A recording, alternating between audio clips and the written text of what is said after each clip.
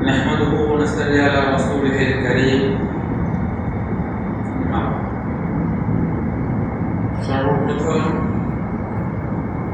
আমার মহান মুর্শিদ যুগ শ্রেষ্ঠ মহামানব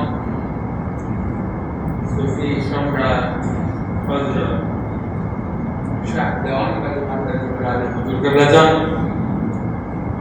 ও বুজুর্গ আব্দুর রহমান খাতুনে জান্নাত গালবি ইরাম জানে মুবারকে সর্বপ্রতি সালাম ও প্রদুপসি জানিয়ে আমার আলোচনা শুরু করছি। উপস্থিত বাবে জান্নাত দরবার শরীফে আগত সকল আশিকা রাসূল ভাই বোনেরা, আপনারা আমার সালাম গ্রহণ করুন। আসসালামু আলাইকুম ওয়া রাহমাতুল্লাহি ওয়া বারাকাতুহু। ওয়া আলাইকুম আসসালাম ওয়া রাহমাতুল্লাহি।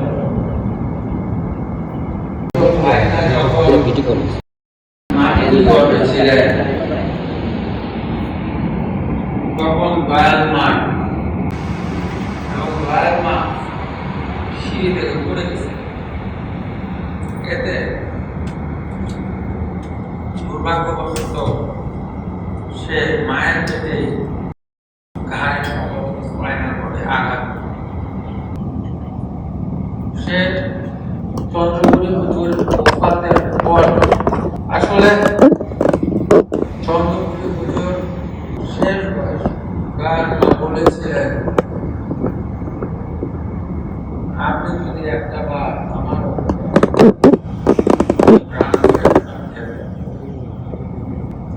আসলে সে দুনিয়াতে থাকতে আসছে যারা তার খেদমত করবে, যারা তার রওজা জিয়ারত করবে, যারা তাকে ভালোবাসবে, তাদের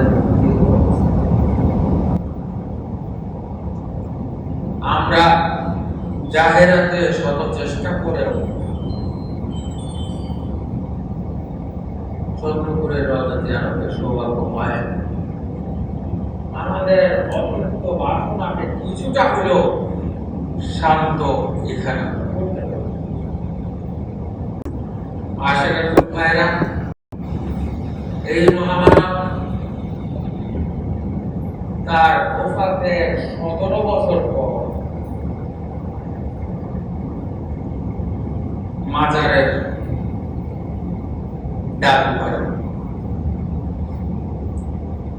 মাজার যখন হয় না তখন আমরা কিছু জিনিস দেখতে পেরেছি। যখন ঝুম বৃষ্টি হইত তখনও তার কবরের উপরে এক ফোঁটা পানি মাটি ফটফটা কাটা এবং ভাত দিলে গরম।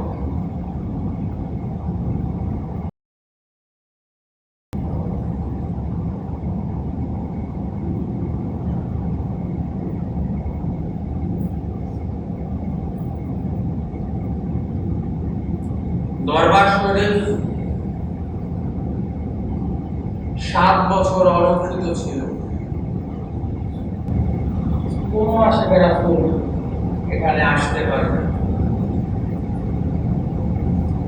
তখন মনে রেখে দেয় বাবে জান্নাত পাওয়ার হয়েছে। আশিকা রাসূল ভাইরা, বাবা যান আগে আপনাদের মনে আছে কিনা, যারা পুরান আছেন তারা জানবেন, সাদা রাজা সংগ্রহ করেছেন করতে করতে প্রায় 60টা।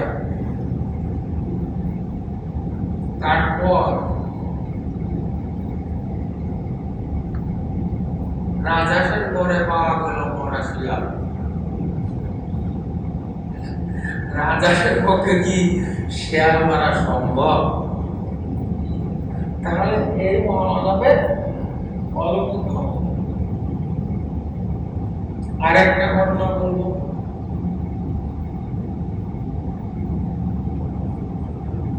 গ্রামবাসীরা দরবার ভাঙচুর করতে আসছে। আম চুরি করতে আসছে।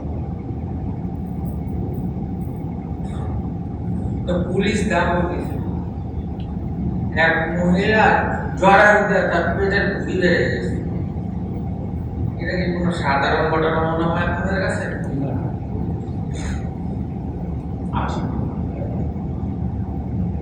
তাই মনের খোদার উপর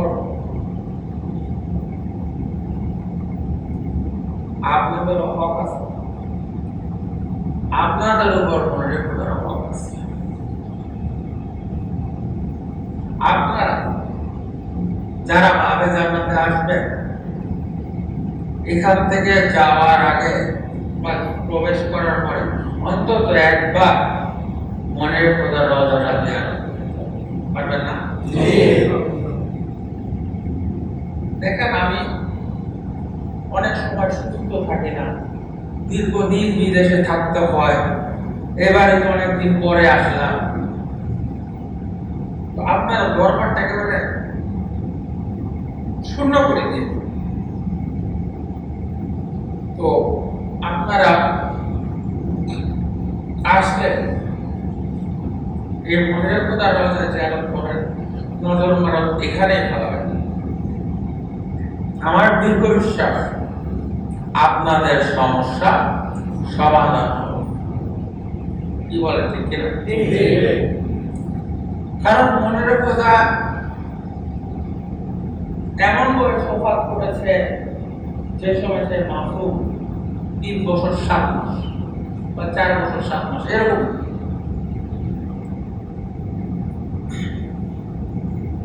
একটা তো মাসুম শিশু, তার শব্দই তার রুহানি পরিচয়টা আপনাদের সাথে তুলে ধরা কিছুটা হলে।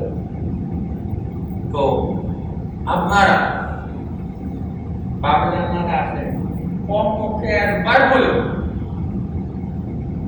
যতদিন থাকবেন অন্তত একবার হলেও তার রওজাটা জিয়ারত পারবেন না? আমরা অতি শীঘ্রই কিছু ফান্ড কালেকশন হয়ে মনের খোদার রওজাটা সংস্কারের কাজ করব। এখানে আপনারা দেখেছেন কিছু টাইলস নিচু হয়ে গেছে, ওদিক দিয়ে একটু মাটি নষ্ট হয়ে গেছে, এটা সংস্কারের প্রয়োজন। তো আশুরা তো আমরা 26 তারিখ অনুষ্ঠান করবো, তারপরে কিন্তু মিলাদুন নবীর বিশাল মহত্ব আছে। এর মধ্যে আপনারা আপনাদের নজর মানতের টাকা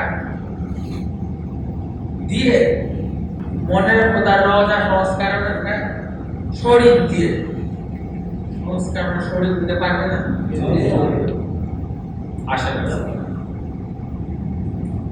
আসলে আমরা মনে করি আমরা মহামানবের জন্য কিছু করলে আমি তার জন্য কিছু করলাম না, আমি আমার মুক্তির ব্যবস্থা করলাম। এই মহামানবের খেদমতে যারা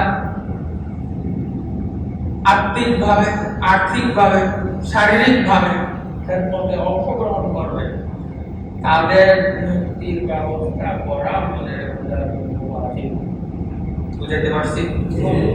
তো আশিকা রাসূল ভাইরা, আপনারা এই রওজা শরীফ তাকে আবাদ রাখবেন জিয়ারতের মাধ্যমে। আমরা যেন সুন্দর করে একটু সংস্কার করতে পারি, আমরা যেন একটু ভালো ব্যবস্থা করতে পারি,